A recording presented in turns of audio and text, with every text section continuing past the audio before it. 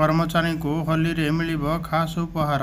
सरकार जारी कले आदेश मिलिबो एतिकी टंका। होली रे पुणी कर्मचारी को उपहार देबे सरकार।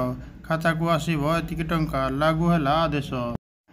पूजा पर्बाणी पूर्वरु सरकार एपरि किछि घोषणा करती जहा कर्मचारी पई फायदा होइथाए। एही क्रम रे सरकार कर्मचारी को होली उपहार देइछंती। राज्य परिवहन निगम होली रे कर्मचारी को महंगा भत्ता देबाको निष्पत्ति मार्च 2023 रे 11% महंगा भत्ता किस्ती 6.25 कोटी टंका प्रदान कराଯାଇଛି।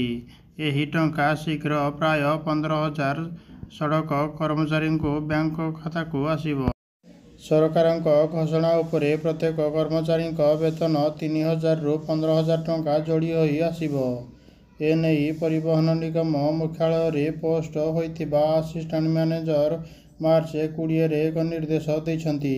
एही कारणरू नियमित अधिकारी और कर्मचारी मध्य रे खुशीर लहरी खेली जाइछि।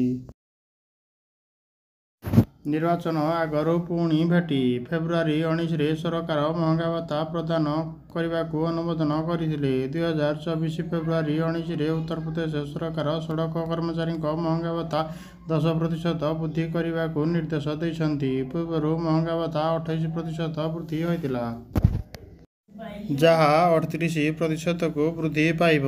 यूपी राज्य सड़क परिवहन निगम पोस्ट होइथिबा 12,000 रु अधिक नियमित सड़क कर्मचारी डीए रो सुविधा पाइबे। यह द्वारा सड़क पथरे मासकु 6 कोटी रु अधिक 30 लाख रु अधिक खर्च हेबो।